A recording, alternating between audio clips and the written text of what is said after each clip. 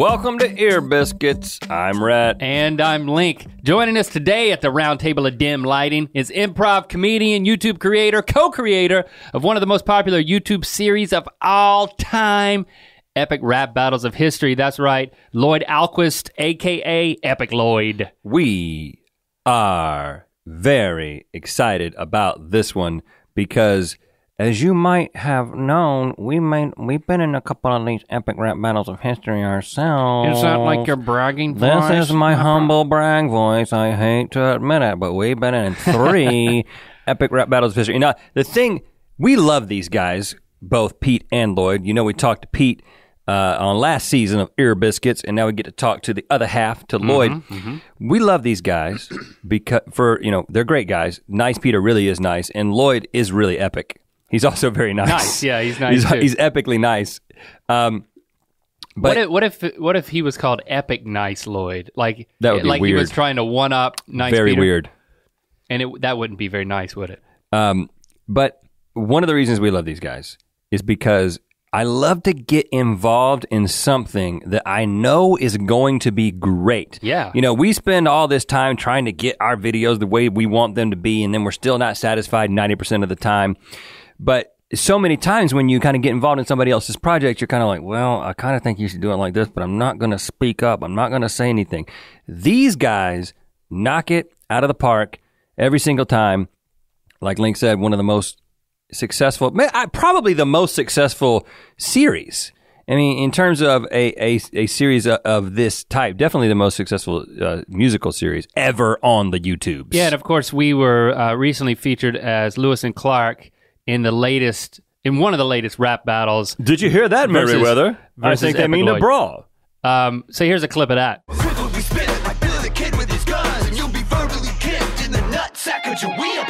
A teen mom carried you in your truth. They should've let the baby lead and put you in the papoose. And if those native dudes knew what white dudes were gonna do, they would've stopped you in Dakota. They should totally sue. Why don't you go back to exploring Napoleon's old swamp, where you'll discover your corpse most triumphantly sung. Did you hear that, Merriweather? I think they mean to brawl. I'll take Neo. I'll take the one that no one knows at all. From the Falls of Black Eagle to the Pacific, we put the dysentery cause we spit.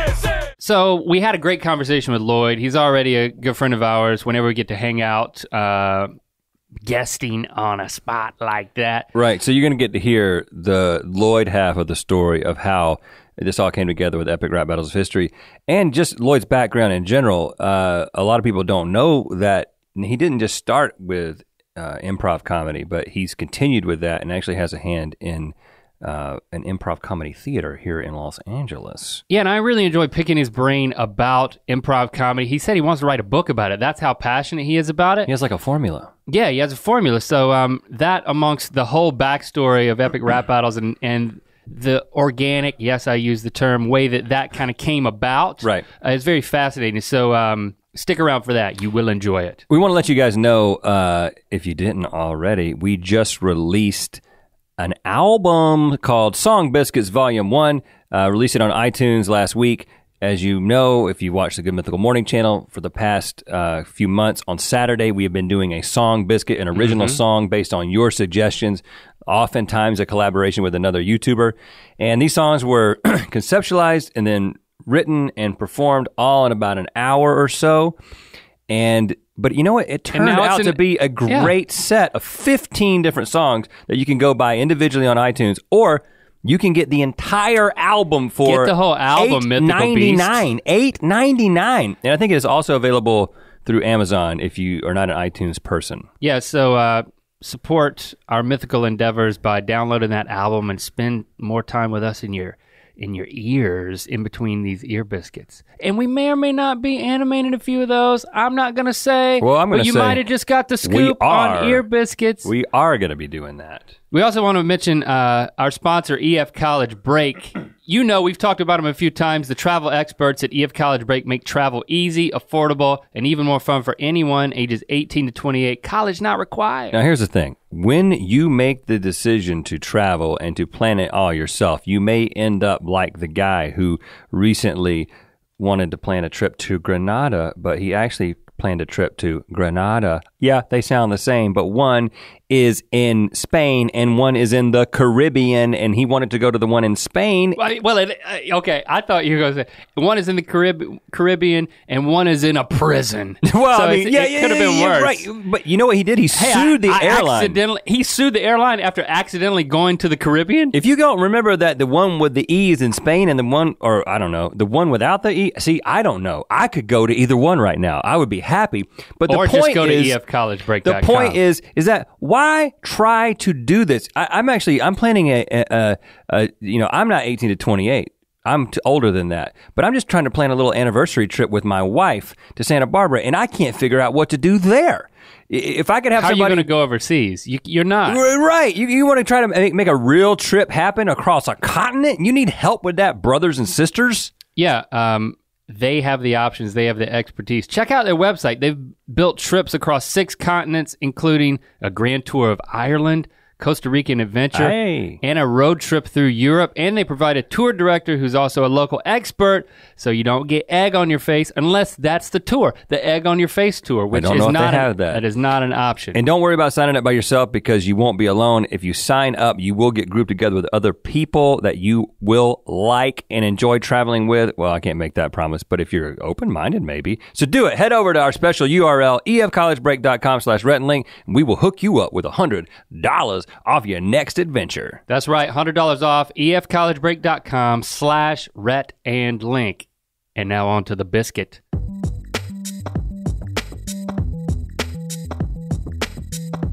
Thanks for coming to the Roundtable of Dim Lighting, Lloyd. Very much my pleasure. You were late, but that's okay. I know, I'm very sorry. Let's start with that. I'm so sorry I was What late. happened, man? Traffic? What's your LA excuse? I feel like we're so far apart. you can't. I know. I'm also. We're having this conversation. I'm also talking to you as if like people are listening, which they are, but like it always changes. You know, It does a little bit. My dad used to have this businessman voice on the phone. He'd be like, "This is Bruce Ahlquist." It was like nothing like his real voice. What did he do? He would be like, "Bruce Ahlquist," and he would talk like Bruce Ahlquist. Was he? But was he? He was an Elvis impersonator, so I guess There's a Bruce Ahlquist. little Bruce Elvis. I was late because we was a were carpenter. trying to do something else. Yeah, he's like a handyman, carpenter, plumber, or whatever you want to do. My dad does some of that stuff too. I always say my wife has a very super sweet phone voice, and then she'll like turn to me, and it's like a totally different. Where's tone. that phone voice? It's gone. Yeah, talk I was on the phone. Why were you talking to Talk me? to me in that sweet phone voice. I definitely changed the tone of my voice when I'm like assuming a certain status, you know, like if you have to sound like you're in charge, or if you're like having to sound like you're charismatic or whatever. But Right. right now you sound like the friend Lloyd, and that's what we want. Okay, well, don't bring out the enemy, Lloyd, because I'm in trouble. Yeah. Did you ever have one of those friends who started talking lower, but you could tell he was trying to talk lower? Like in puberty years? Yeah, well, it just happened in like high school. We have a couple of friends, no names will be named. Bill. Who like we went to high school with him, and then saw him like a couple years after high school, and he was like talking like this, Affecting his voice. really trying to talk low. No, I don't know anybody who's done that. I definitely like if I'm talking to like I don't know. I talk like more hood if I'm hanging around with like a bunch of my hood friends or whatever. So Right. I Or definitely if- go more southern. Yeah, oh yeah. Like even when I just said my dad, I Yeah. said dad. Yeah. And it was almost that bad. My dad. Because that's how he kind of talks. My dad, he doesn't affect his voice when he's talking on the phone like your dad, but he can't get off the phone. That's the thing my dad has is at the end of the phone conversation when you're just supposed to say bye. Yeah. My dad's like, one more thing. okay. He doesn't say English either. He speaks an alien language that is a long goodbye. Like you're me. We're like, okay, Dad, love you, bye. Okay, Dad, love you. Thanks a lot for the call. Okay, all right. Okay, thanks. Well, Well, you okay? Yeah. Well, I've gotta go. I'm on the phone. Yeah. All right. Okay. I'm not exaggerating. He's not He's exaggerating. still doing it. In fact, he let me listen to it one time. I put it on He speaker. put it on speaker, and I was like, no, because he had told me this, and I was like, there's no way that and then he did just what he just did. And he doesn't stutter or anything. It's just at the end of a conversation. It's just, That's got to be a Southern thing. That's definitely. I think it's isolated to Link's dad, actually. Southern father. Just Southern dad. I told you this. I want to get into the mechanisms of writing the epic rap battles, because I mean, as we tell you every time, we're like super thankful to be involved in these things with you and Pete, and it's always amazing. It's amazing to be a guest on something that's like, 10 million views right out of the gate. That's an amazing thing to just know that there's a pressure that's off, actually. I feel like, because there's so much of what we do that you're just like, okay, well, we're working so hard on this. Is it going to be worth it? I mean, do you get that sense at this point with the success of an epic rap battle that it's like you're able to release and say, all right, people love this. There's a baseline view that it's tremendous. Does that take a pressure off, or does that add more pressure? I don't know. I mean, I think it's a little bit of both. Like, I feel like it's a constant. It makes the pressure constant, I think, which maybe relieves it in overall, because it's like we don't do that many videos, so we have to put a lot of time into each one. So we just try to give all of them everything we have. Definitely some do better than others, for sure. I mean, there's like 10 million view disparity. Thank you. I just turned into your dad there for a second. A difference. So it definitely there's disparity in some of them, but I don't think about, is this one going to be good or is that one going to be good? I think more about the characters, or if we have guests like you guys, and thank you for those nice things you said. It's always, working with you guys has been so cool. When we first started the battles, we were like, let's put together like an ensemble cast and we'll just keep using the same people over and over again. And we like thought about casting and doing an audition and stuff, but it's kind of become this very organic kind of ensemble cast that we work with. So it's really nice. So I just try to focus on, if there are special guests like you guys, I try to focus on making you guys the best song that we possibly can, and that takes the pressure off of like the world stuff, because it's like just localizes it a little bit. And then but there's also there's your own self-imposed standard. I really get a sense that you guys you have this internal standard, and I think I don't know, I've just gotten the impression it's more about that. Like, I know you guys work so hard on crafting each of these things. Yeah, we definitely push each other, and we definitely know we only make 12 battles a year. So like we have to do it really, really well. So just start to walk us through the process. Like, when we were there recording the vocals, like we were hanging out before we went in to do the Lewis and Clark vocals, and Rhett and I were just kind of eyeing the whiteboard and trying to decipher the process, because it was, okay, obviously there's like this collaborative place where somebody's writing on a whiteboard and there's like different lines that are up there. Like they're comedic concepts. How does a song? We do a ton of research. First we decide on the matchup, obviously. And is that always a suggestion? Always a suggestion, but it's kind of easy now because there's so many suggestions that usually there's something in our brain and we just can go and find search. it. Search for it. Yeah. Yeah. And I mean, it's a very nice thing, but it's always from the audience. But there's certainly a lot to choose from. So we first decide on that. Then we decide usually on a beat. The beat will influence the style of writing. We try to find a beat that feels right for the. But let's talk Lewis and Clark then. Yeah. Like picking that beat. Well, first of all, you picked Lewis and Clark versus Bill and Ted. Let's just walk through this one since we're so fond of it. Cool. Like, how did you pick it? The beat? No, let's lose the concept. We picked it because. Are you in a room? You and Pete? No. Are you on the phone? Are there there's other people at this point? Well, we'll go to the studio. That's where we usually work, and we hang out there. And, as we approach, when we map out like the production time or months or whatever, we have a couple of weeks in there that we decide on matchups, decide on beats and stuff like that. And so during that time, we just kind of brainstorm. And we usually do about 6 at a time.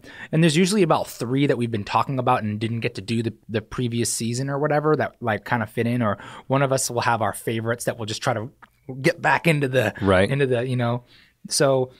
And when you're making that decision, how much of it is based on people are going to love this or we're going to love this? And the reason I ask that is because when you think about Lewis and Clark and Bill and Ted, I mean, first of all, in general, history, you're already dealing with things that maybe a lot of kids out there are not going to know about to begin with, right? Yeah. But then when you're dealing with like a reference like Bill and Ted, you're also kind of talking to people America who are Americans who are 30 years old and up, right? Yeah.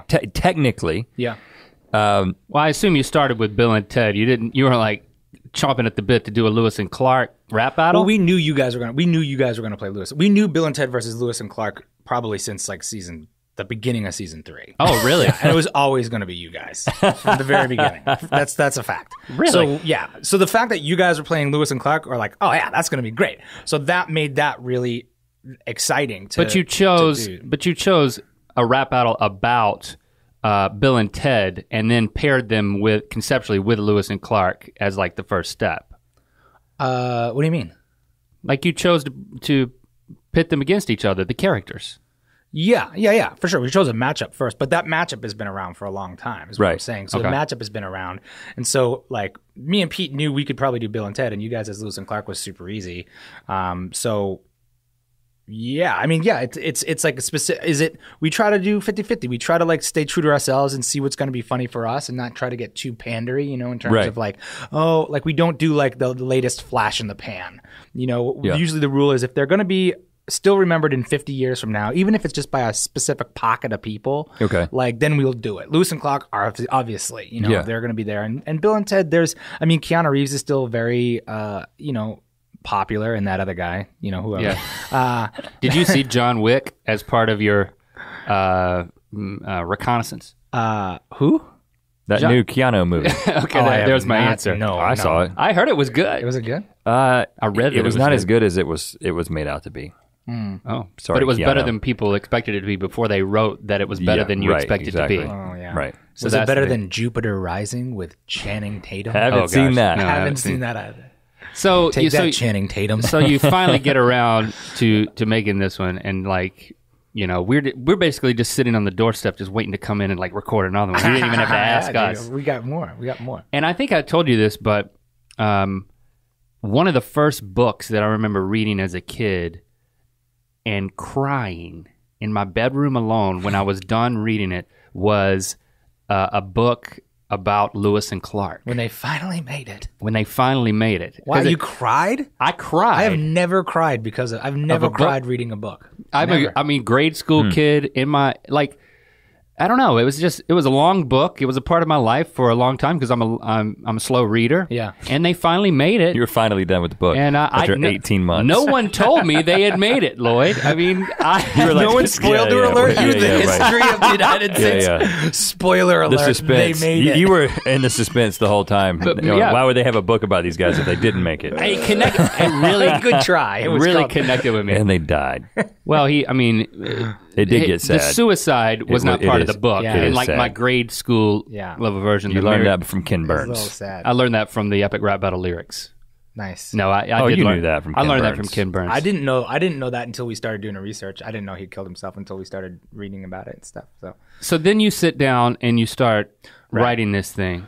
Yeah, Pete and I obviously have very different, we have very different styles of writing and almost everything that we do. Okay. So Pete, well, first thing we'll do is just start brainstorming. You know, if in a perfect world, now that we're into the production, like we're sort of our heads all over the place and we're like piecing things together. But like when we come into it relaxed and good, we'll have me and Pete and sometimes Zach and Mike, another writer of ours, and we'll just toss around ideas. What are the things that you would want to know about Bill and Ted? What are the top 10 things you think of right away? What are the middle 10 things? We have this kind of SAT, ACT way of writing things, which is like 3 tiers of jokes. And in ACT or SATs, you have like 3 tiers of questions. One that everybody will get.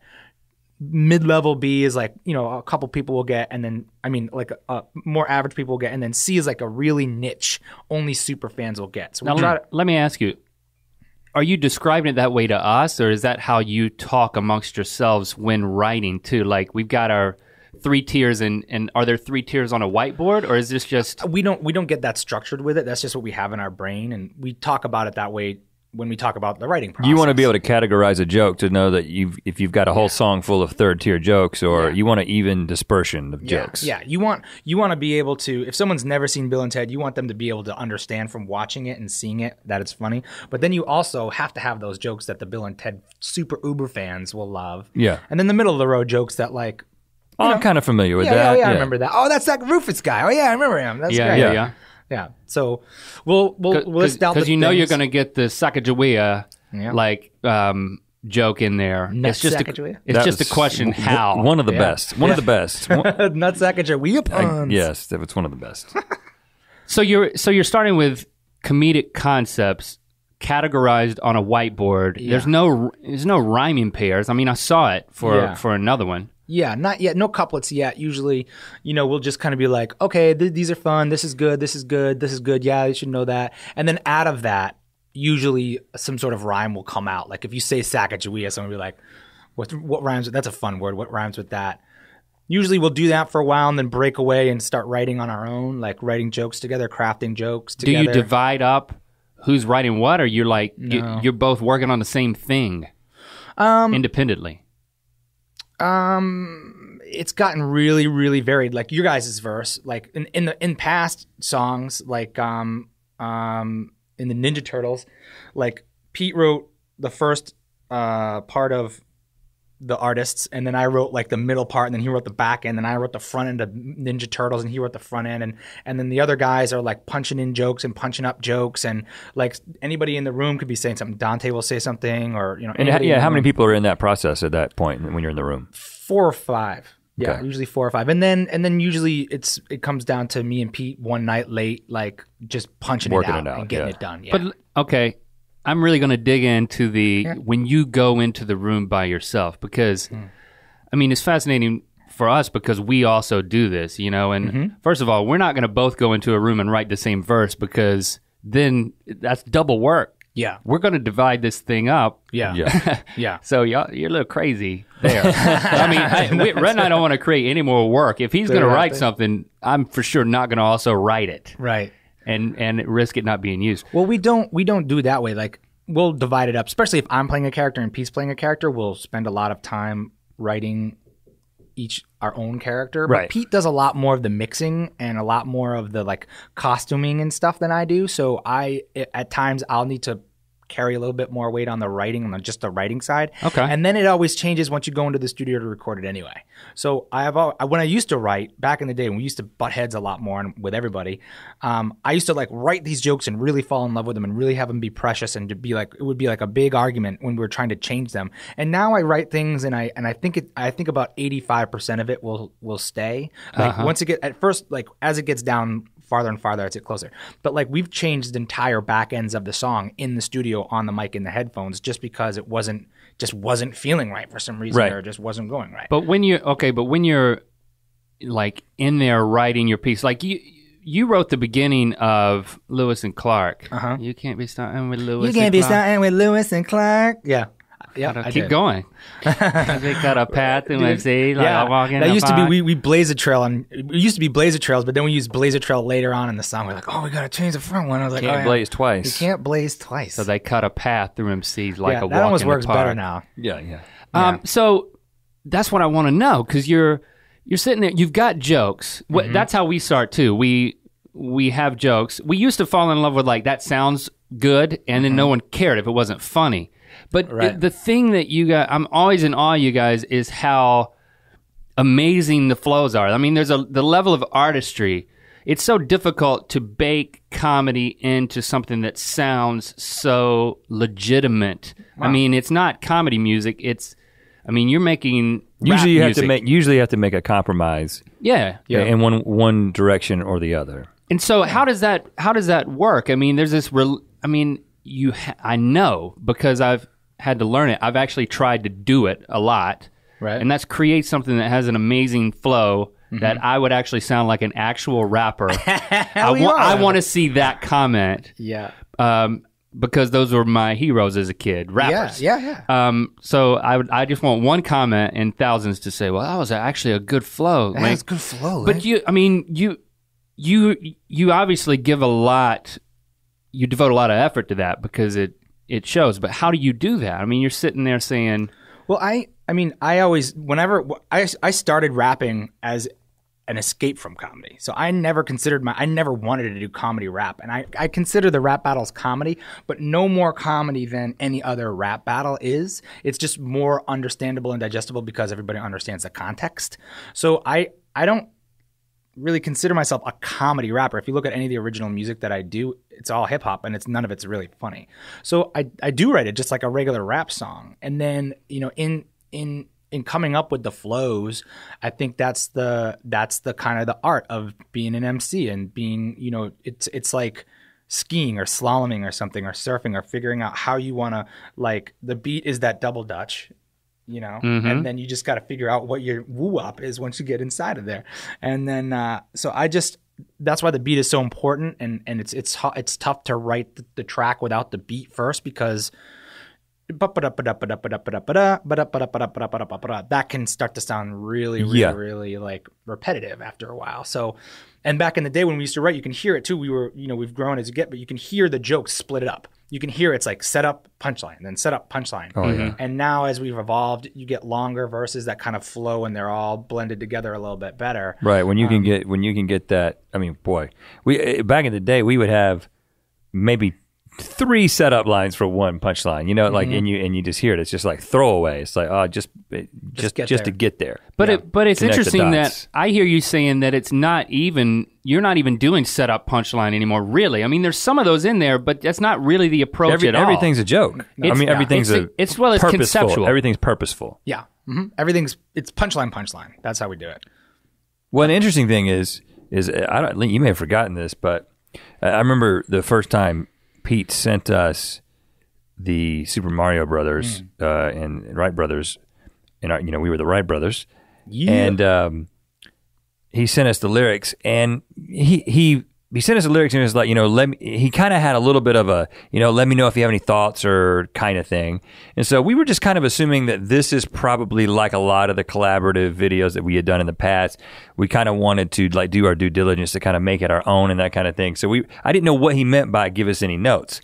And so we like kind of came back with, we think we should probably say this here or this here, like having no insight really into like the machine that had, and it was a little bit less of a developed machine at that time. Sure. But I can't remember his response word for word, but it was basically, no, we're not going to do that. And now hearing this conversation, of course, and we would never in a million years would we have done that on the second or the third, because it's gone through this process and it's gotten to be exactly what you guys want to do. But it was more, we were kind of approaching it from that, oh yeah, some YouTubers collaborating together. We should probably give our thoughts on this just because we're being a part of it. But now there's like this, going into that process when we get that your guys' demo track. Yeah, I'm like, how can I make it as much like what they have presented? It's going to be me being. Yeah, it's like don't change. Clark. It's like a director that the really good director who you can trust the script. You're not supposed to change the script because that's how they work. I mean, that is how you guys have put so much into it. Yeah, there's no need to. It's not. We're not going to riff on this thing. We're not going to improv our way into something better. That's for sure. Yeah, I mean Well, thank you for all those nice things. It's really cool of you guys to say. I think that's always been our goal is we understand how busy most people that we work with are. So like, and I've been on the opposite side of that. When someone sends you something, you're like, I can't really work with this. And now I feel really awkward that I have to kind of go in there and do this.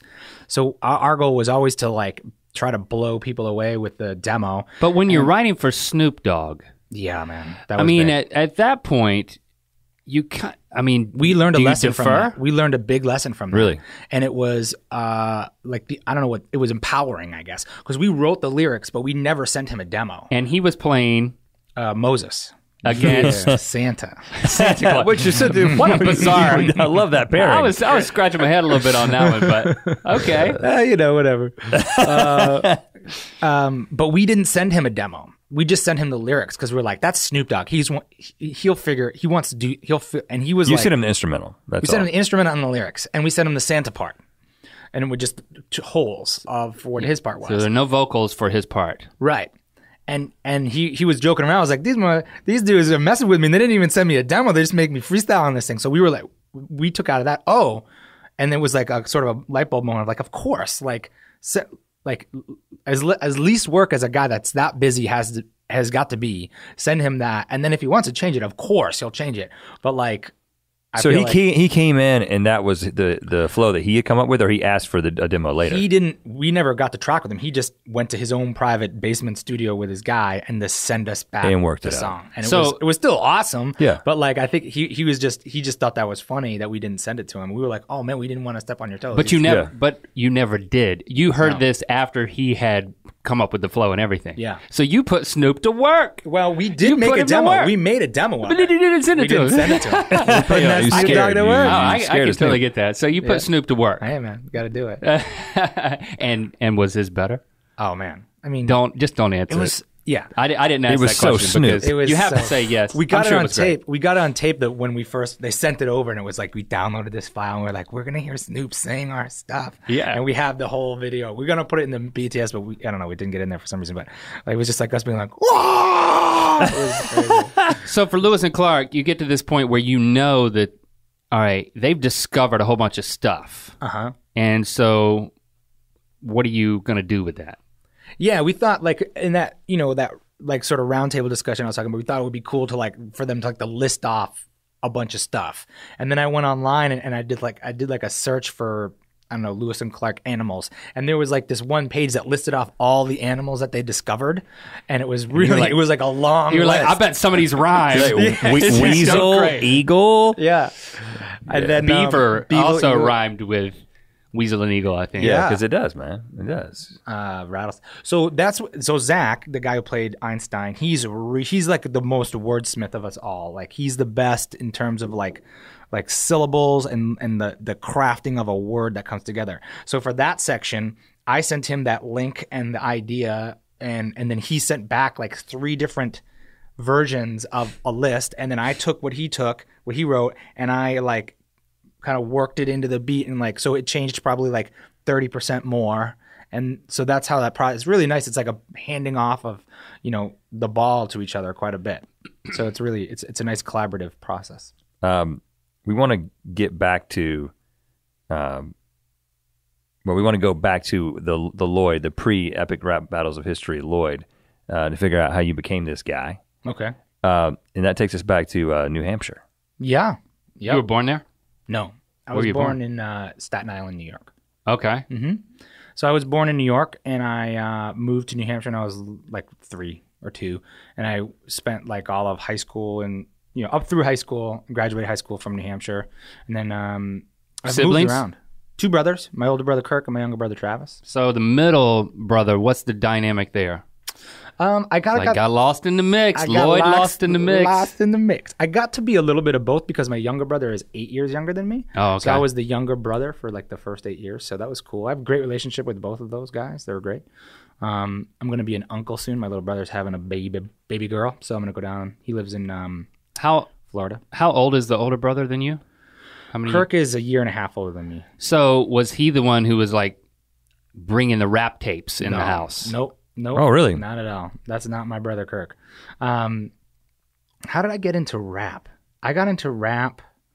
I'm not, my memory is not real good, and there's like different types of people, and I'm not like a cataloger. Like I can't remember any words to any lyrics. Oh, really? Of any song. I wrote a line about that. The only words to rhymes I remember are mine, and I forget those a lot too. So I was into like all kinds of music, and then I really started getting into rap probably like in college. Oh, okay. Yeah, when I started doing improv, we did one like little improv game that was like freestyle rap game. We're like, what if we freestyled rap? That would be so crazy and amazing. So we started doing that. But it was comedy first. It was, but then it became very quickly about like freestyling and ciphers at parties. You know what I mean? And then because we would do these freestyle sessions, like other guys who were rhymers would start to hang out. So I would start hanging out with those type of guys more. And then so were you a performer from a younger age? Was that like something in your blood? That was a thing? I played Bilbo Baggins in the 6th grade play, y'all. What? Oh, really? Yeah, I always Hairy did. feet and everything? Yeah, well, it was low budget, so I didn't get any hairy feet. But, and maybe it was like makeup. I did get that from my older brother. Like he was in high school plays, and so then I started doing plays. Okay. I was a gymnast all throughout college and high school, so I was much more of like a jock than a theater Rings? kid. Yeah, rings. Yeah, You look like yeah, I can see you on some rings. Pommel horse? Yeah, Really? Yeah, Dang. What could you do on rings right now if we had a set? almost nothing. I think I could probably do a handstand. That's about it. It's not like shooting a basketball. It's not like you could be like 55 years old and you're like, yeah, I can still shoot. You like the not rings is tough. Not real. Yeah, it's tough. It's, So there's you, a certain amount of, so you did that from a young age. If you were like doing the gymnast thing, it's like kid indoctrination. yeah, It's like it owns your life. If you're like you're trying Yeah. to be an Olympian, right? yeah. Well, it's definitely much more like I think you practice a lot. I practice a lot more than like most sports. Is just like after school you play for a couple hours and you go home. This was like we would have 2-a-days in summer, and it was like from 3 to like 9 every day, and Saturdays too. And then like once you got into college, we didn't really get Christmas, and it was intense. It was Division I, so it was. Where'd you go to school? UMass Amherst. Oh, really? And do you, as a gymnast, do you do everything, or is it like, nah, he's the rings guy? I was an all-arounder up until I got. And once you get to college, they start to specialize you. But there is a specialized one called all-around. So guys who especially do that. I hurt my. That's how I ended up getting into comedy. Is I blew my knees out. So I had extra time to take like the acting classes that I always wanted to take. Was it just like a matter of deteriorating over time? Was there like an injury where it just... Yeah, I had a pretty gnarly accident. Tell us about it in detail. Well, your knees are like a degenerative thing, so they're attached. Your knee is definitely the Achilles heel of the human body. So it's attached. And what's by, the Achilles heel? It's The knee. It's the knee. But once you hurt your knee, it's easier to hurt it again. So I was a wrestler. There was at one point in high school when I would wake up at 5 a.m, go do diving, then do school, then wrestle after school, and then go from wrestling practice to gymnastics practice. So in the state tournament of wrestling, this guy shot in on my knee and like hit it sideways. Oh, gosh. And it's called a subluxation. So it like slid out of the socket and then back in. Then I pinned his ass and couldn't move on because my knee swelled up. But So it made you mad. Like it hurt that bad that you were like, he is not going to beat me. He's not. He's going to change my life trajectory, I know. but he's not going to win this match. It totally happened. That's really weird. But then then I hurt my knee in gymnastics once, and then in college, I was doing this trick where it's on floor. You know what a round off is? It's like forward momentum into back. It's like a cartwheel where your legs come together. So you do a round off, and then it's called a whip back, which is like a really fast flip, and then you do another flip out of that. But I rolled my ankle in the whip back, so I rolled my right ankle in the whip back, and then I flung over, and I remember in the midair, I was like, "Oh, that hurt my ankle. Thank God that wasn't my knee." I literally thought that, and then when I landed, I just landed side. My whole knee popped out. So I have 2 screws in my left knee. So I rehabbed that for a year, and I was on crutches for like 7 months, and then I got back competing again. Then I blew my right knee. I tore my ACL on my right knee on parallel bars. So then after that, How do you tear a knee on a parallel bar? dismounting. I was doing a layout with like a double twisting layout off, and so I landed. And I was still spinning, and then you kind of turn into the ground. So. It hurt. It was just very like. Demoralizing. Yeah, after everything you'd been through with the recovery, Yeah. and then it's the other knee Yeah. even. It's not even the same knee. Yeah. It was tough. But that's what opened up everything for comedy. But how low did it get at that moment? I mean, is it like... Yeah, what were you planning on doing? Was it a... It was almost a blessing because I wasn't going to be in the Olympics. You know what I mean? Like the coaching wasn't good enough. I hadn't been doing it long enough. I didn't have enough, there's just, at that point whether you're going to be in the Olympics or not. Right. So it was almost a blessing, like, because it was taking up so much of my time and I didn't really love it. You know what I mean? It's like you almost do it out of obligation and you do it out of like a lifestyle because it's kind of what you've always done. But It's your world, I mean. Yeah, but I didn't love it. And then I started doing this improv stuff and I could focus on that. But what was that choice? Was that a switching tracks, or were you just doing that on the side? So it was like, well... I was doing it on the side, but when I got hurt, I had more time. You know what I mean? Because you rehab, but like your practice is like 6 hours a day. But if you're hurt, you rehab for an hour or two. But I could do plays. I could do this improv stuff at night, there was like a show at 7 or something, I could do it. So I just was able to do. I was doing these improv shows on crutches. Really? That's how I met my. Were you like? Yeah. Were you like incorporating the crutch into all of your like characters and bits? Yeah, a little bit. I would at first until I got done. Were you already kind of funny, like a guy that was just like, amongst my friends, I'm a funny guy. Maybe I should do improv, or I want to be funny, so I'm going to do improv. That is a funny thing to say. I never thought about doing comedy ever in high school. I was like a talkative and charismatic guy, probably a little bit funny, but I always thought I would be like serious acting and stuff. And then I did this improv exercise in a college class, and it went really well. And then we went to an improv show that night as a class, and this kid happened to sitting next to me being like, oh, you should join this group. They just had an audition on campus. So I went and did that.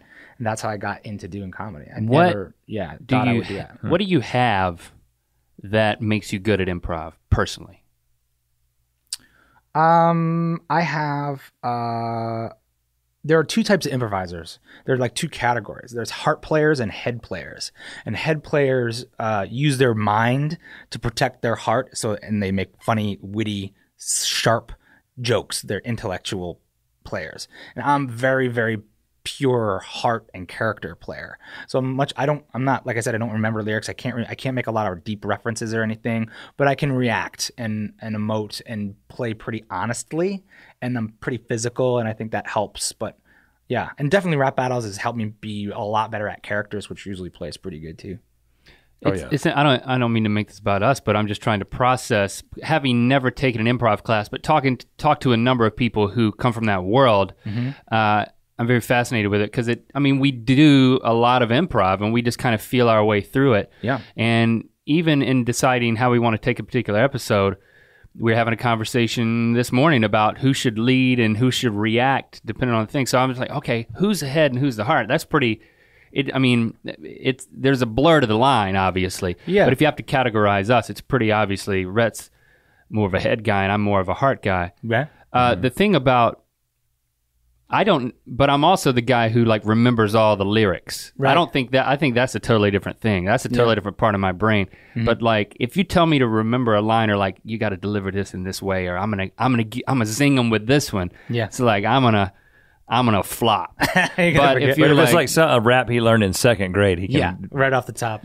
But if it's which I can't do at all. Just give me I'll give you an honest reaction and like maybe it'll be funny. You know, it's kind of like even when I said that voice, was that funny? Yeah, you're well, it's like this thing. I don't know. I almost wrote a book about improv one time. There's like head and heart and character and self.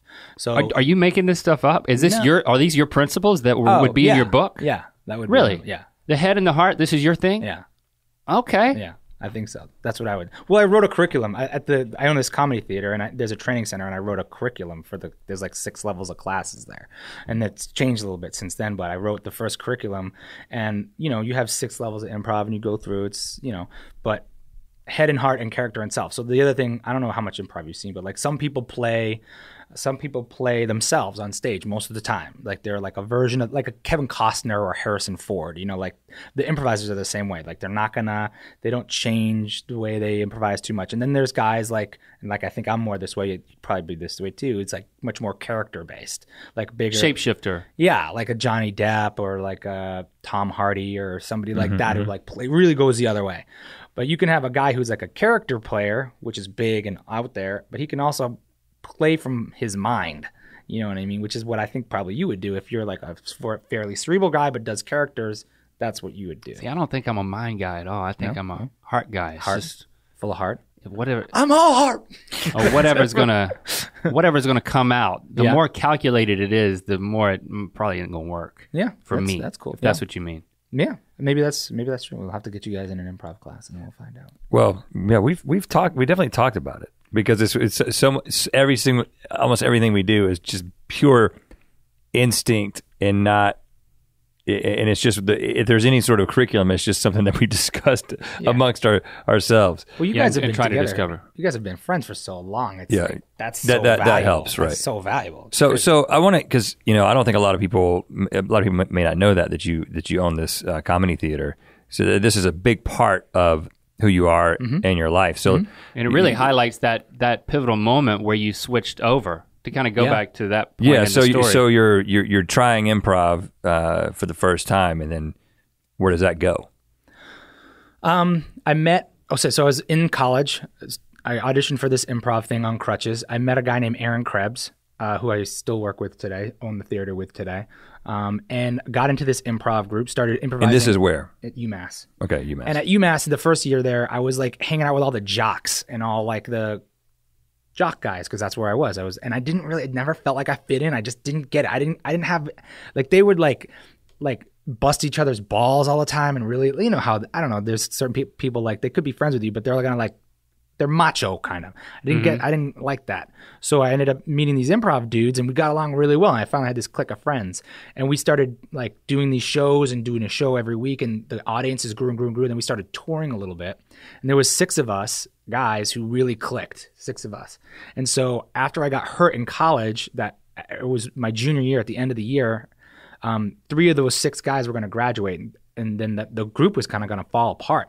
So I was like, F this. So me and Aaron got drunk on a 12-pack of Corona, and he was going to go to New York City and like take a job at like a bank or something for like $40,000 a year, which at that time was a lot. But I was like, man, we got to get out of here. We got to get out of here. What are we doing? Let's go do this. So we're like, all right. So I dropped out of college, convinced 2 other guys to drop out of college. And then the other 3 guys who graduated, we all got in a van that summer. We packed all of our stuff into a van and we drove together to Chicago in a van, rented a big house. You talked all the 5 other guys, 3 of which were graduating. They needed direction. The other 2 needed to be redirected. Yeah. And so you were like, Let's go. Did you get any phone calls from angry parents? No, everybody was super supportive. Everybody was like, I think they knew. They could tell there was something special about that thing. what was your name? Because you had a name. My name, Agent Snake Eyes. Well, I've met the whole group, but you personally had a name? Yeah. It was it still is Mission Improbable. Yeah. Mission Improbable. MI's West Side Comedy Theater. Mission Improbable's West Side Comedy Theater. Agent Snake Eyes. Agent Snake Eyes, you better believe it. G.I. Joe reference. I didn't know you all had to have individual names. Yeah. Again, that's more of a rapper thing. Yeah, you know, and I was that was me. Like when I was in the beginning, like now guys have names like Agent Knuckle Sandwich or Pool, like Agent like Ham and Cheese or whatever. But I was like, no, man, the show's funny enough. We should have cool names like Agent Snake Eyes or Falcon or Hurricane or Hatchet Face or something. As long as it was a G.I. Joe reference. Yeah, man, Agent Destro. And so you moved into one house, one big house. Zartan. Yeah. That's who Agent Zartan. Yeah, I'll be your dreadnought, sir. Oh, yeah. And let's when keep you going. get to Chicago, did anybody know anything about Chicago? No. You just knew this was like the improv capital of. Yeah, we had a festival at our college, and we brought a group from Chicago there to perform and do workshops. And we met a woman named Liz Allen, and she became like our guru. And so we moved there, became started studying. We did like group meetings. We had like a Monday business meeting, and then a Wednesday rehearsal and a Friday rehearsal. And then we would all take classes at IO or Second City. We just lived and breathed and did everything. And how are you paying for this at that point? Working, waiting tables. One guy was like a assistant to an EMT. One guy did a temp job. And what were you doing? I was waiting tables at restaurant, bartending. Yeah. And and then one by one we moved to Chicago. And then some of the guys peeled off, you know, they're not all with us anymore. But me and Aaron, the guys who started the thing, I saw him last night, did shows like you guys. I've known that guy longer than I haven't known him now. And that's how I met Pete. So after we were in Chicago. Oh, you met Pete in Chicago. Met him in Chicago, freestyle rapping on a porch in the house. Yeah, Pete was like, he was just itinerant, right? He could have been anywhere. From what I remember of his story. Yeah, he was. Reference that here, Biscuit, if you want to. Yeah, he was trying to figure things out for himself at the same time. He was in Chicago studying comedy like a lot of guys, and I didn't even really know him at first as a musician. I didn't know he was a music guy at all. But he was on a porch. What? This house that we had, it was like this 1615 West Byron. It was like we would throw these giant improv parties. That's what we did when we got to the community. We're like, let's drink. So we would throw like these keggers, 6-7 kegs, and we came from that. We kind of brought that vibe, and a lot of the guys in Chicago at that time were kind of nerdy, kind of impish improvisers, and we just brought this party element and just got everybody involved, and it was really fun. And so there was like this back hour where everybody would smoke and stuff, and we were out on the porch just in doing that freestyle thing that we had been doing since college. And you know, it was me and my buddy Reese and Jeff and my other buddy Hobie, and then there was this other kid who could actually rap. And usually there was not a lot of guys who could rap as good as us because we had been doing it for a couple of years. Yeah. And Pete was there like in his own little thing, and I was like, let's kick around. So that's how we met. Yeah. And then, but you didn't immediately begin working together at that point. No, Mission Improbable started touring. We would tour colleges, and then after we toured, like I toured for about 4 years, and then it gets really hard. But improv is great because you can do the same format because it's a different show every time. So we started hiring out like second crews, and so Pete became one of the guys we hired as a second crew. So he as one guy got married and had a kid or whatever, couldn't tour anymore, we would bring other guys on. So Pete and I toured together doing the Mission Improbable show for a couple years, and that I learned he played guitar. We started making some music together, and then when I came out here, he came out about a year later, and we just stayed in touch. And then the rap battles started as a live show at the West Side Comedy Theater. Okay, so you came out here first. And so how did the whole Chicago thing wrap up, and then what made you come to LA? Aaron, the guy that I started it with, was always very set. He's from Texas, so I guess it's closer or whatever. He knew what it was like. But he was like, I got to go to Chicago, LA. So he moved out first. And it was like this gray area because we would be touring. I'd only be home like 3 months out of the year. So it's like you never really had a place where you were staying anyway. But like he moved out there first, and then our other buddy Jason moved out there. And then just one by one, we started to like matriculate, because we knew like improv is great, but it doesn't have, you got to do something with it. You got to write something or do a show. There was no internet at that time. It was either get on TV or SNL or you don't. So we were like, all right, we better go to LA, and that's where what we want to do is biggest. So we never thought about doing a theater. That wasn't the idea. It was like write a TV show or something. Okay, right. You wanted to take the traditional path, which is like improv, and then move into traditional entertainment. Yep. And then where did Josie come into this? Where did I met Josie at a show in South Dakota. Yeah. So South Dakota. She's from Wyoming, but she went to school in South Dakota. So, she was. I wooed her with my comedy stylings. And so that was during one of the trips, one of the tours, to one of the tours. Yeah. There's a picture of me, because they're like the contacts at the schools will like hire the groups or whatever, and there'll be like student activities boards of like students who work on these crews or whatever. So Josie was like the lead on that show. So there's a picture of me meeting Josie the first night, me, Josie, Pete, and all the guys, and we're like hanging out. It's like the first night I ever met my wife. That's cool. Yeah, it's kind of nice. Yeah.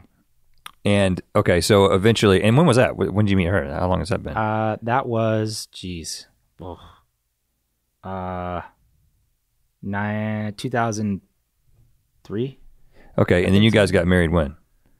2009. So we've been married just over 4 years. No, 2009. No, that's 6 years, Lloyd. No. Yeah, I know. It keeps going. The time. We've been married for 5 years. So whenever that is. We got engaged in 2009, I think. Oh God, sorry, babe. Sounds right. She's not listening. Yeah. We'll edit that out. We won't. Maybe we will. So Pete moves to LA, and you guys get back together and say, let's start this.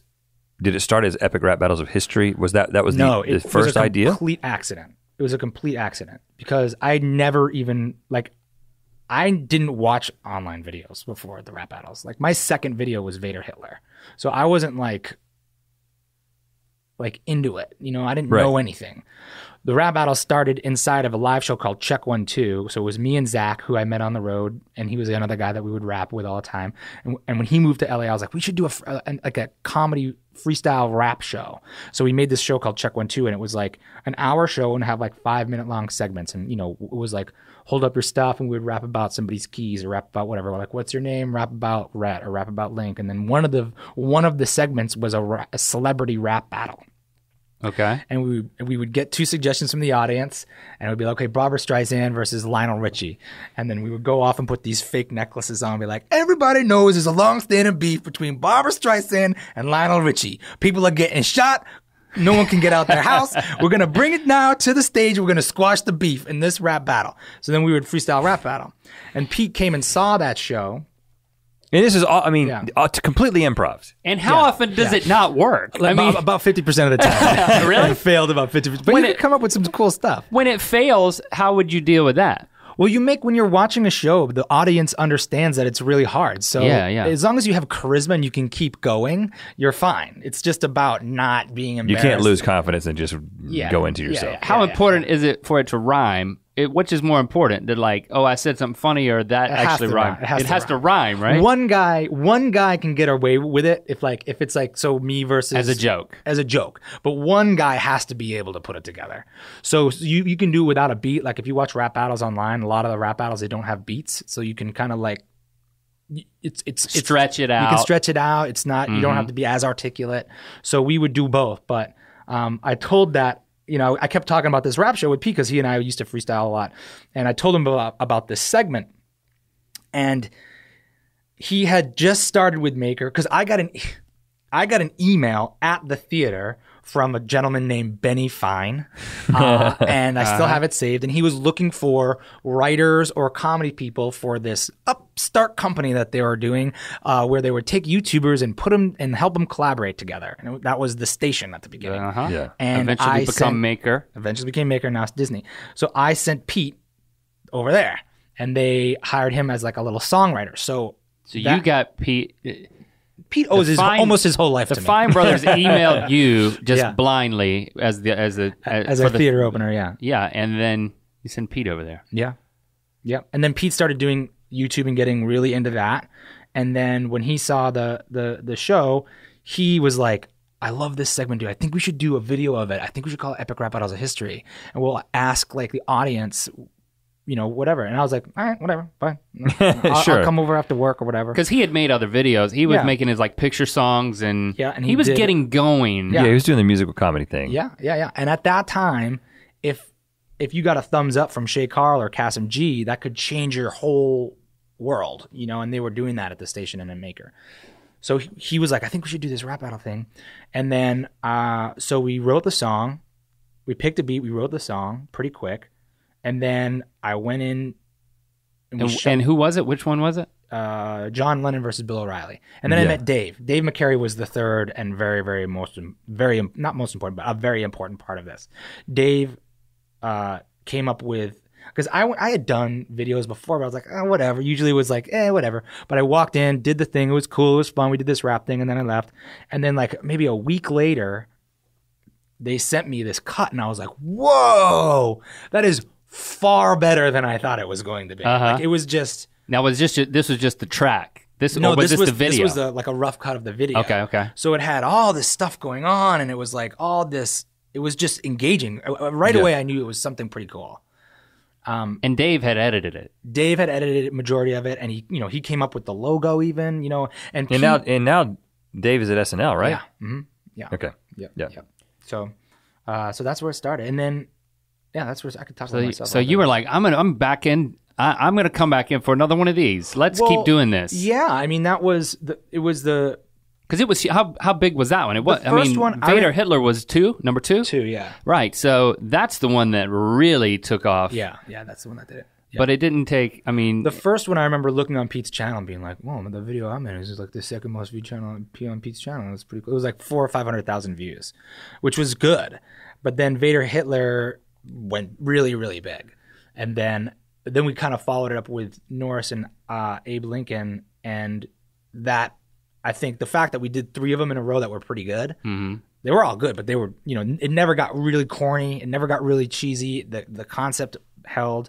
And also Maker was like on this trajectory, and YouTube itself was like, it was like all at the crest of this wave right there. I don't know, it was like 2008 or 9 or whatever. Yeah. We were all kind of, and you guys too, like it was all growing really quickly. So it just got happening. And then, so by episode 8, I quit the theater, or I left. I didn't, I was like, hey, I got to go do this thing. And then I started working on rap battles full time. What's your favorite personal performance? Like, that's a good one. I'm Italian, and I really enjoyed playing Al Capone. Yeah. I feel like it was like, I felt like I owed it to my people, so I enjoyed that. And I think that people enjoyed me as that character, which really felt good to do that because it was nerve wracking. Did he email you afterward? Oh yeah. The Capone family emailed me.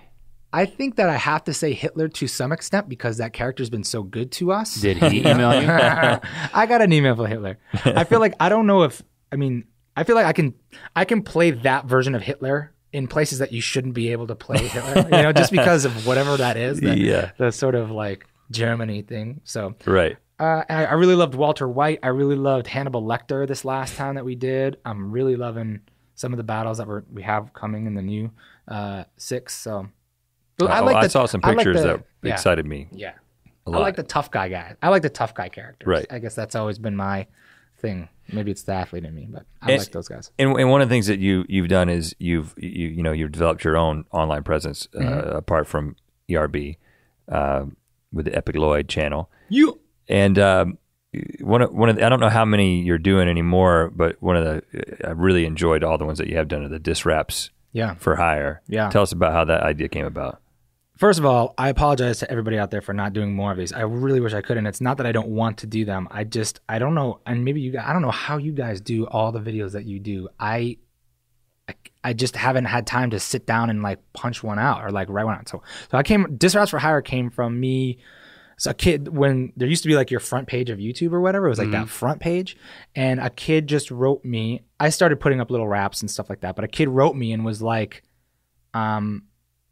hey, my older brother has been picking on me. His name's Charles. He's got a weird Guido mustache, and he never likes any of the food on his plate to touch, but he picks on me all the time. He won't leave me alone. Please write a rap destroying him. And so I was like, yes, sir. I'm all over this. Yeah. So I came up with this idea. Like, I was like, that sounds fun. You know, it was like, and it felt like the type of thing. And then it felt like the type of thing that if you liked a rap battle, you might like this. You know, it was like a good example of like a successful sort of spinoff. I was able to drop little hints about the battle in the Diss Raps videos, so people would be like, "Oh, he wrote on the chalkboard. What's that thing?" So you ripped Charles a new one. I did rip Charles lyrically. a new ass. Yes, I did. I lyrically did. Yeah. So you still want to get back to doing those more often. Yeah. I mean, what's the main thing? I mean, there's the Epic Studios web series. Yeah, I'm doing a web series called Epic Studios that's hopefully going to get produced in early 2016 in Toronto. And that's like a workplace comedy that is about a guy who inherits a studio from his dad who gets killed by a lion. Don't say all. It's so hard to cope when it happens so much. So yeah, Epic Studios. Did you write this? I wrote it with Aaron, the guy I went to college with, and his wife Jill. And what's the outlet for this? Or that's TBD still. It's like hopefully I think it's going to be online. But it's still in like the process of maybe getting picked up or not. But hopefully the chances are good. And is it like you shot a pilot or we shot a sizzle reel? It's called like a sizzle reel. So we shot a sizzle reel for that up in Toronto, and it's through the in Canada. You get like federal grant money to make art and stuff. So it's like this application process for that. So we're in like the second or third round of that. So hopefully we'll get picked up, which would be really cool. Yeah.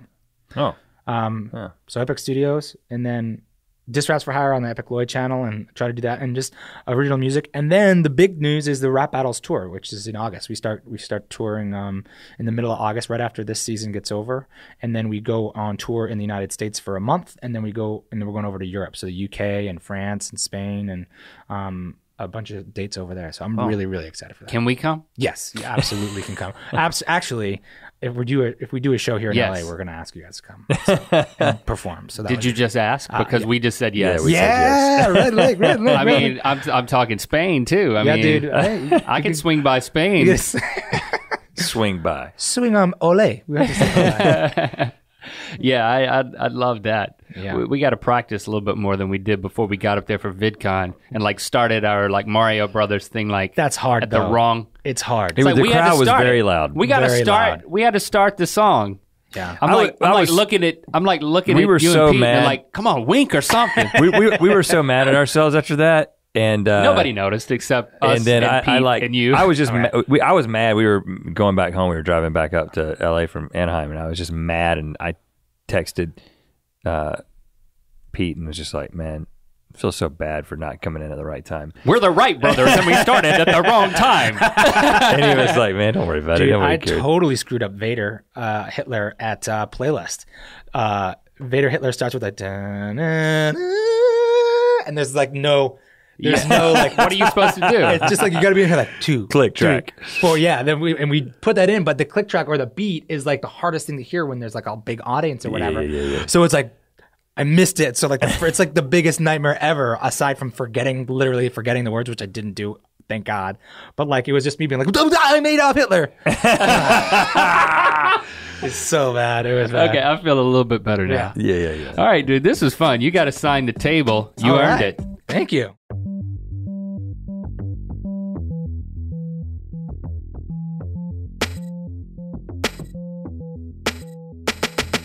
And there you have it, our Ear Biscuit with Epic Lloyd. Let him know what you think. Tweet at him, the Epic Lloyd. Use hashtag Ear Biscuits.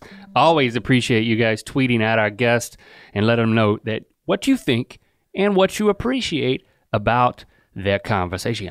As always, a privilege to talk to a guy that is doing something that is of such a high quality. And, you know, I got to say, it's a privilege. It's a privilege. I've been looking at the comments on the recent rap battle featuring us. Link, we were in that. Remember that? And lots of people were saying, I have no idea who these people are. I don't know who Lewis and Clark are, and I don't know who Bill and Ted are. And I got to say, what that means, first of all, is that A, people don't watch great movies from the 80s. B, people don't know history. The second point, I think we have influenced because... Well, you know, I don't have to tell you that I haven't seen Bill and Ted's Excellent Adventure. Of course. And what was the You're second not supposed to mention that. You're supposed to just let that. You don't need to acknowledge that. You don't need to be part of the problem because you're part of the solution, which is the second point. People don't know history. Oh, I do know who Lewis and Clark Until are. now, think about it. Millions of people out there, Link, the only thing they know about Lewis and Clark is what we have taught them as Lewis and Clark. When they think Lewis and Clark, they see me and you. How does that make you feel? That is the responsibility. We represent American heroes to kids everywhere. Maybe this, well, if I would have known that, I'd probably been even more nervous. Oh, really? In the recording booth. Oh, I got to get this right. But it turned out really great, I think. Also for the Wright brothers. I mean, more people know who the Wright brothers are. Yeah, First in Flight, more people do know. They invented the airplane. And then in North Carolina. The Renaissance. They didn't invent it in North Carolina. I know they invented it in Ohio, and then they flew it in North Carolina. But we don't care. We're going to take credit for it because they flew it at Kitty Hawk, North Carolina. Yeah, so it's nice to be a part of the educational thrust of hip hop music on the internet. Oh, really? That's one way to think about it. All right, guys, you know what we're going to do. We're going to give you another one of these next week. So open your hearts, open your minds, open your ears for the biscuit. All you have to do is receive it. Just lay down right here and just put these headphones on and don't think about anything. This is getting a little weird. Don't think about anything. Just listen. This is like the way you talk to somebody before you kill them. Or just before you put them under for like dental work. Okay, count backwards from 10. 9, 8. You started at 9. 7, 6, 5, 4, 3,